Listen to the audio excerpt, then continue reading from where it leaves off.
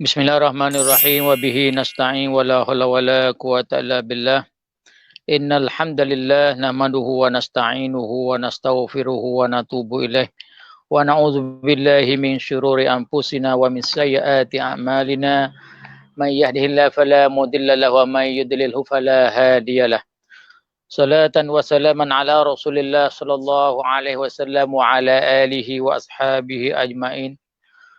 Assalamualaikum warahmatullahi taala wabarakatuh.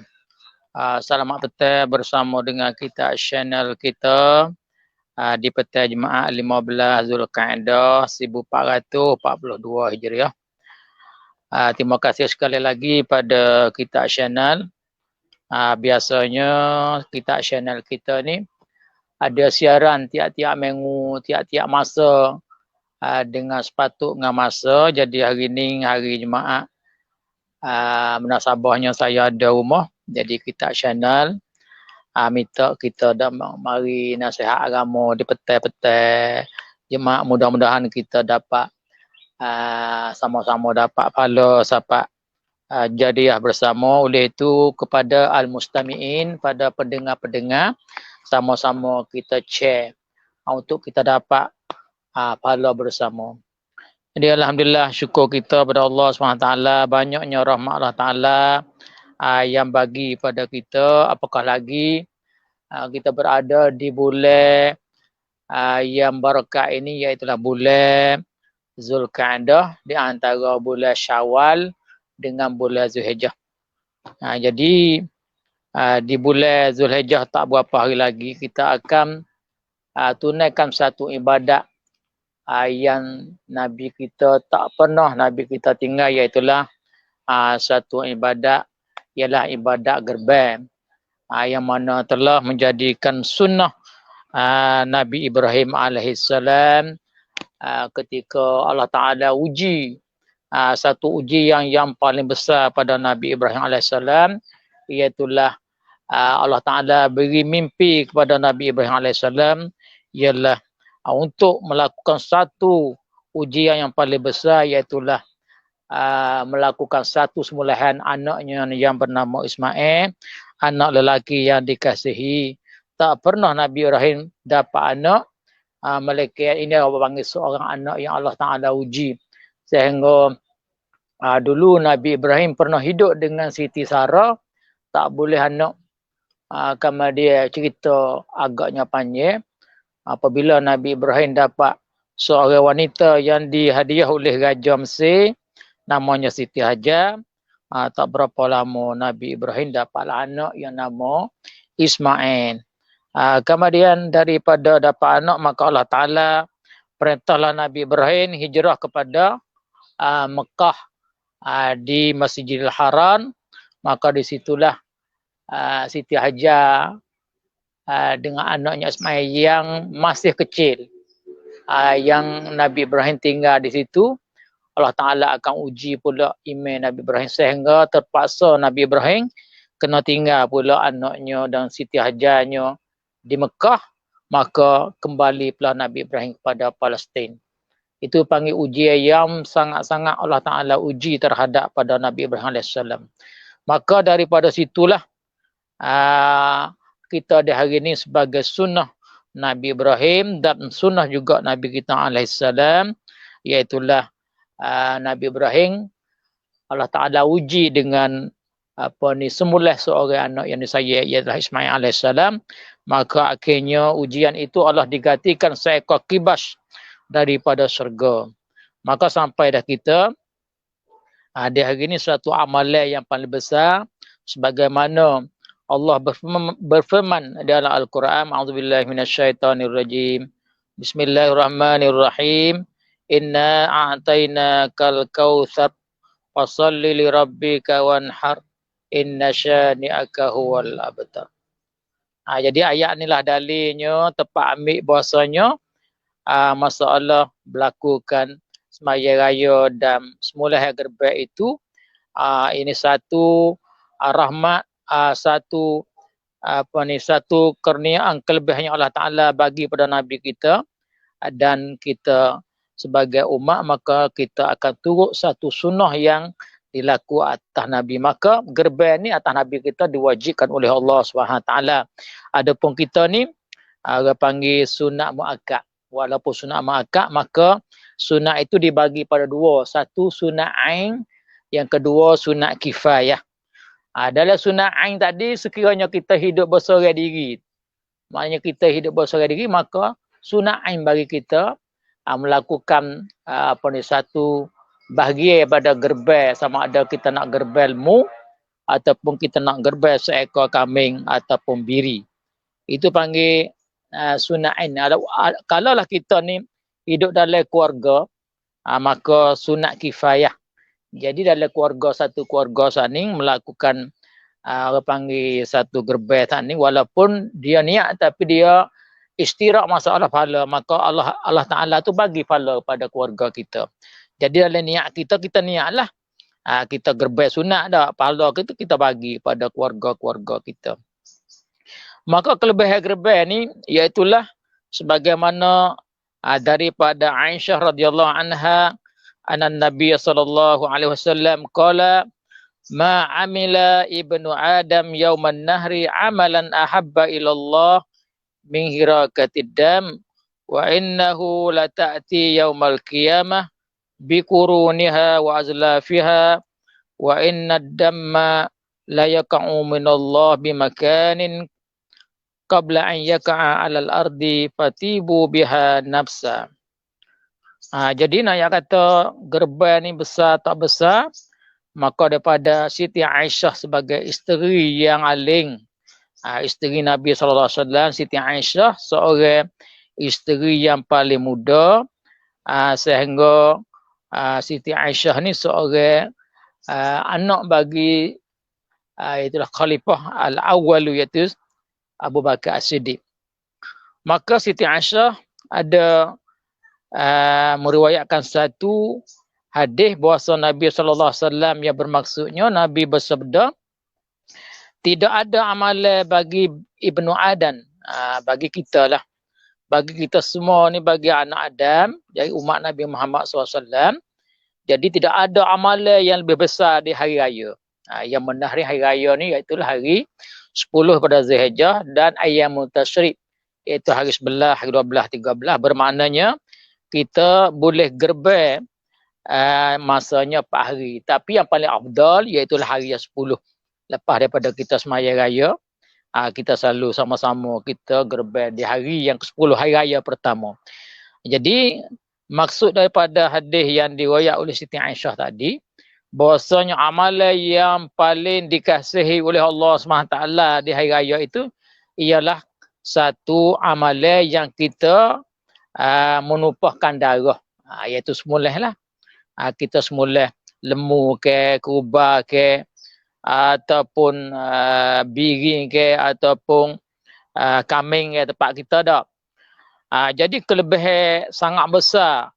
Wa innahu la ta'ti yaumil qiyamah, sesungguhnya akan datang pada hari kiamat ni bagi orang gerban seekor lembu ke, seekor kambing ni. Jadi datang pada hari kiamat sana itu dengan tanduk-tanduk dia. Jadi tanduk-tanduk dia, nak kata besar tak besar, bukan mari dengan daging-daging, tak, dengan tanduk-tanduk dia, wazla fiha, dan kuku-kuku dia sana. Dan sesungguhnya darah sana, darah yang kita gerbai dari semula itu, jadi jatuh kepada bumi sana itu, sebelum pada jatuh ke bumi sana itu, jadi sapa kepada Allah Ta'ala dulu lagi. Jadi nak ayat kelebihan sana. Jadi darah yang kita hasil daripada kita semula saat ni, darah nak rapat bumi itu, jadi darah tu sapa pada Allah sebelum pada darah tu sapa ke bumi. Itu panggil mana yang kata lebih sangatnya. Oleh itu bagi kita ni ada peluang, ada masa lagi untuk kita fikir, carilah awalah bagaimana untuk kita gerbelah satu bahagian dalam keluarga kita, ataupun kita cari minta tolong kosi tak apa, tapi jadi tak sore lah. Sebab kita nak ambil daripada hasil kita gerban juga tahun ni. Kerana masa itu kita nak gerban tu ada masa lagi untuk kita cari jalan. Cuba kita cari jalan untuk kita nak boleh gerban juga pada tahun ni. Kerana kita nak ambil kelebihan daripada gerban itu. Maka kelebihan-kelebihan ni Nabi kita kata sunnatun abikun Ibrahim. Qalu malana minha. Jadi Nabi kata gerbai ni adalah sunnah. Cara hidup Nabi kita ialah Nabi Ibrahim alaihissalam. Maka sahabat tanya, malana minha, apalah bagi kami daripadanya. Nabi kata qala bikulli sya'ratin hasanah. Tiap-tiap bulu daripada kulit-kulit binatang, tiap-tiap satu bulu tu hasanah, satu hasanah. Satu kebaikan, satu kebajikan. Qalu sahabat pun tak puas tanya lagi. Pasuh ada pun belulai-belulai dia tu. Agana belulai-belulai dia. Qala bikulli sya'ratin minasuf hasanatun. Tiap-tiap bulu daripada belulai sana yang bulu-bulu yang ada, bulu amor ke bulu apa yang ada di kulit binatang tu, tiap-tiap satu bulu tu adalah satu pahala, satu hasanah. Itu nak ayat kata lebihnya dari kita melakukan satu ibadat yang gerbai. Kita nak pergi gerbai bulan lain tak ada. Kerana ibadat gerbai ni jadi khas kepada bulan Zulhijjah, iaitulah 10 pada Zulhijjah, 11, 12, 13. Jadi supaya kita semaya tarawih. Jadi ibadat semaya tarawih ni ialah yang ada di dalam bulan Ramadan. Kita nak pergi guna ada bulan-bulan lain tak boleh. Di Makian kita nak gerbai pun, ia ada masanya. Masa 4 hari. Iaitulah hari 10, hari 11, hari 12, hari 13. Dan juga kelebihan bagi gerbai ni juga Nabi kita ni orang panggil Nabi kita ni sangat-sangat orang panggil sangat-sangat beri semangat, beri sangat-sangat lobar pada orang-orang yang punya harta. Kerana Nabi kata man wajada sa'atam falam yudahi pada yaqrabanna musallana. Siapa-siapa yang ada kemampuan di hari itu, maka sekiranya ia tak gerbai, tak ambil masa untuk gerbai, maka jangan sekali-kali dia rapat ataupun mendekati tempat-tempat semaya kami. Jadi ini yang panggil besarnya kelebihan gerbai. Kalau itu kita cari masa untuk keluar kita gerbai. Padahal gerbai saat ni kita daging kita tu. Daging kita dalam kita gerbai, kita nak buat lagu mana? Ada setengah-setengah orang ni duk tanya-tanya daging gerbai nak buat lagu mana, jadi hasilnya pada kita gerbai saat ni nak buat lagu mana daging yang kita boleh.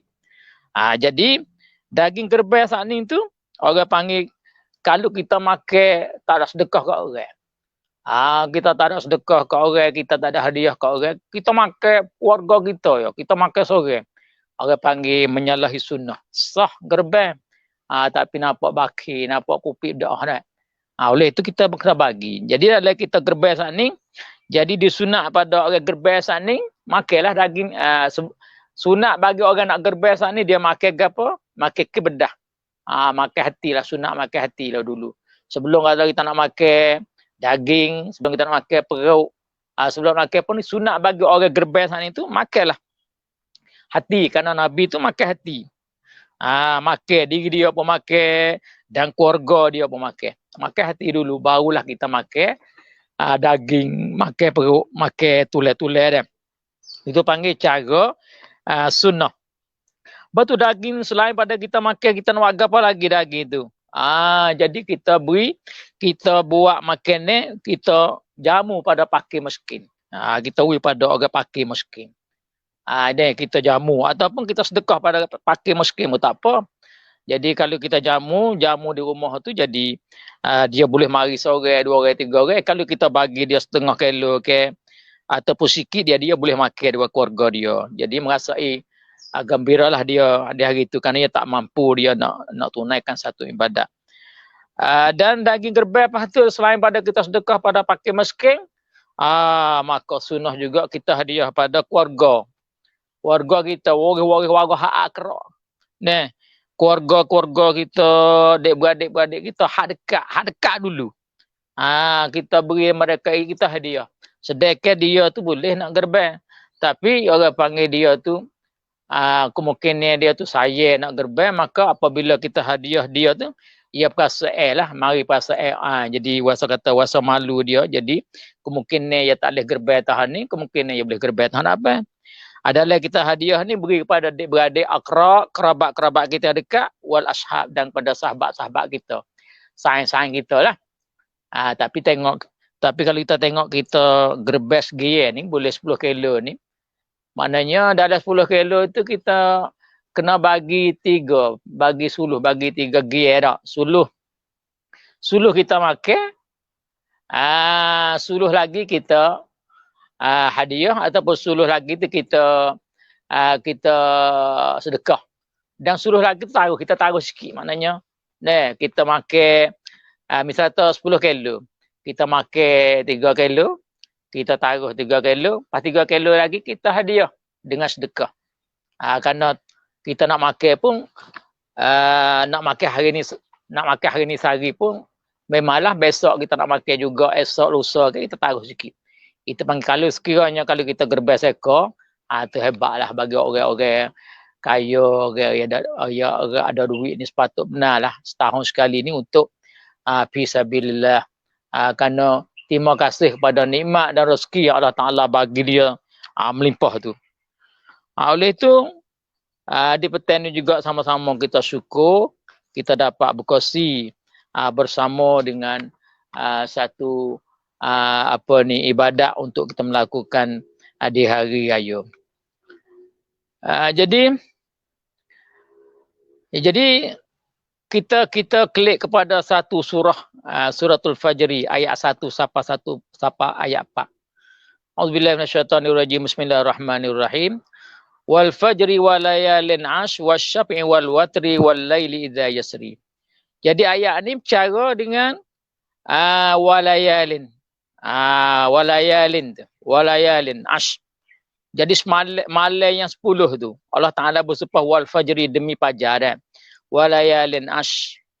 Jadi dikehendaki ayat walayalin tu panggil wabil layalil ash al mubarakah min awal Zulhijjah.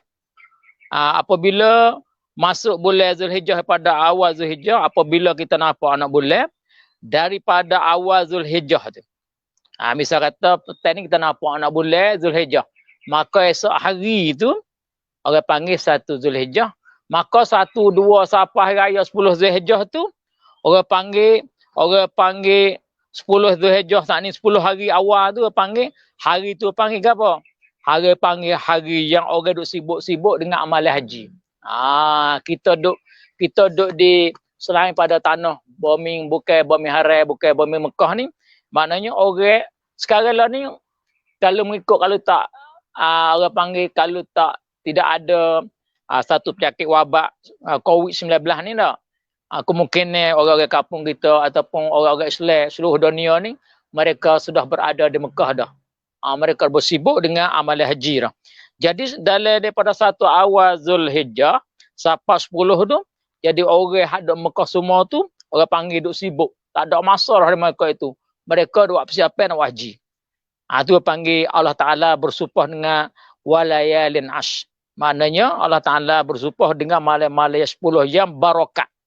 Malam tu malam barakat kerana semua para hujjah duk bersibuk dengan amalan haji. Jadi berkatalah oleh mufassirun orang-orang ahli tafsir kata malam yang lebih malam yang barakat itu ialah malam 10 Zulhijjah. Kerana malam tu orang panggil 10 hari itu panggil hari yang dalam setahun saat itu tidak adalah hari yang paling lebih kecuali ialah daripada 1 Zulhijjah sampai pada 10 Zulhijjah. Maka di antara 10 Zulhijjah tu kita ada pula satu hari situ. Kita panggil iaitu hari Arafah, hari 9. Maka di hari Arafah tu bagi kita orang tak haji ni, kita disunatkan puasa. Saum Arafah yukaffiru sanataini madiyatan wa mustaqbilatan. Jadi sunat bagi kita orang yang tak ada Mekah duk luar pada tanah haram ni, disunatkan kita puasa hari 9 hari Arafah. Ayat itulah kita puasa sunat hari itu. Jadi Allah Ta'ala pungkan dosa kita 2 tahun. Jadi satu tahun hak lepas dah Allah Ta'ala pun. Dan 1 tahun lagi akan datang. Yang dosa-dosa yang kita tak laku apabila kita melakukan dosa. Maka dengan kita puasa di hari 9. Jadi pahala itulah mari hapuskan dosa-dosa yang kita laku. Syaratnya dosa-dosa kecil. Tak sakut dengan dosa besar. Jadi ada satu hadis sakut baut dengan hari kelebihan di dalam awal-awal bulan Zulhijjah daripada 1 sampai 10 ni sebagaimana dalam Sahih Bukhari sabda Nabi ma min ayyamin amal al-salihi ahabbu ila Allah fihi min hadil ayyam.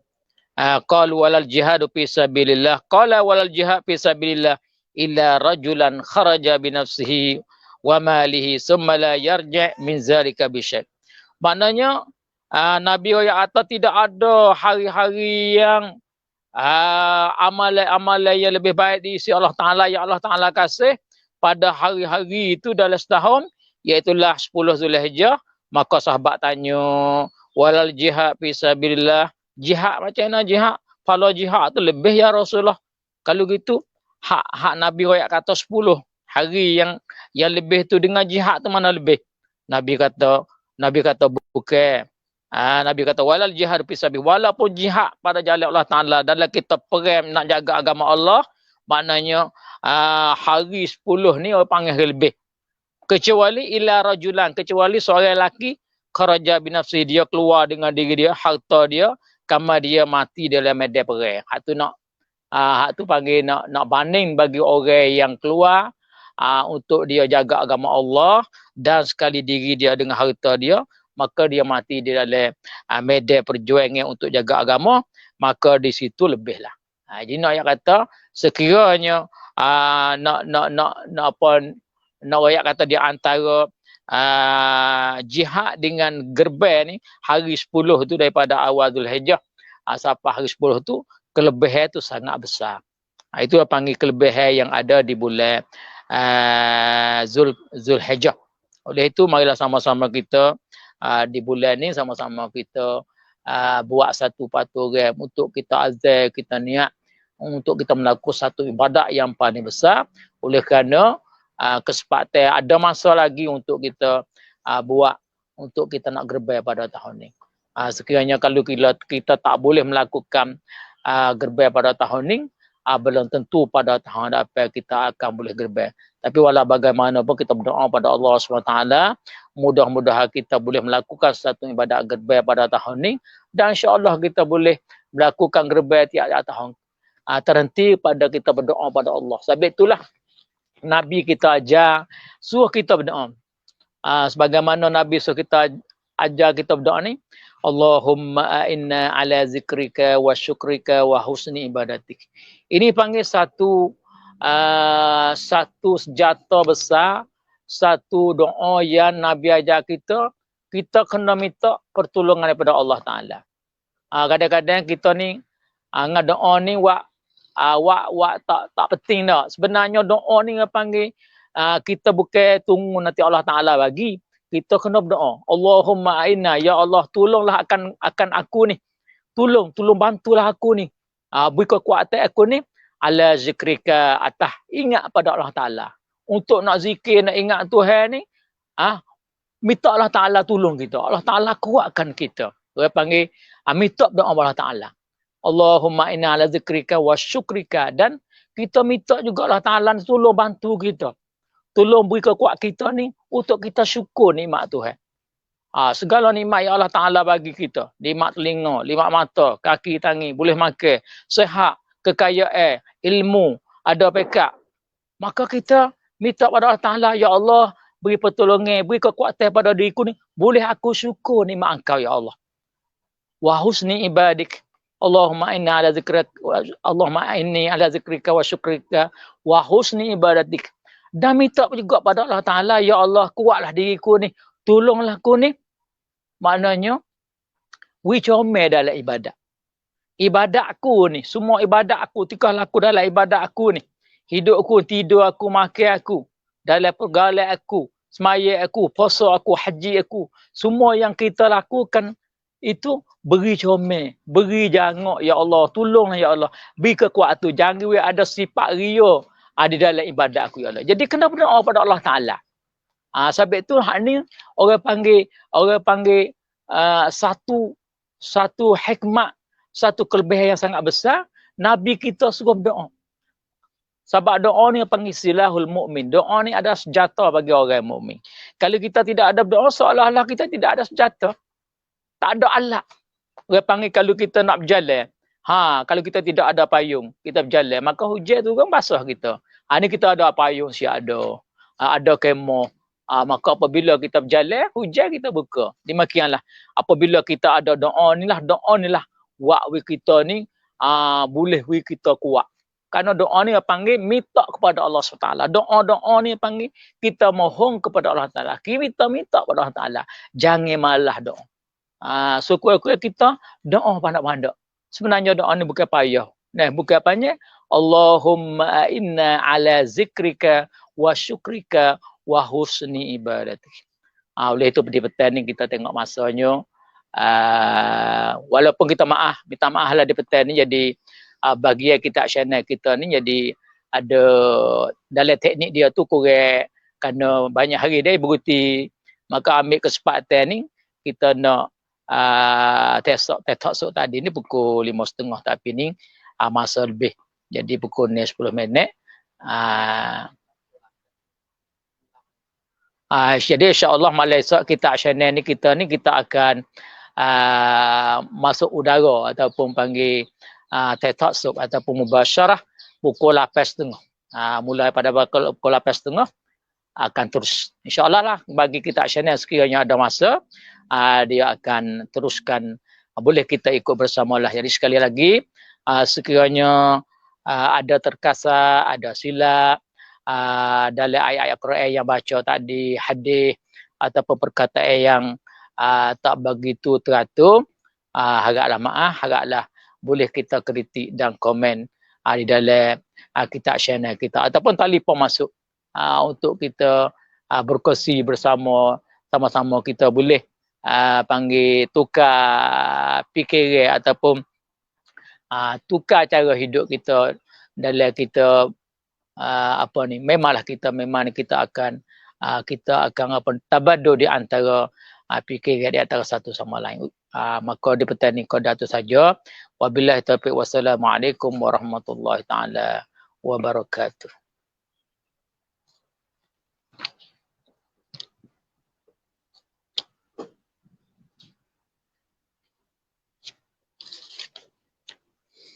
Allahu akbar.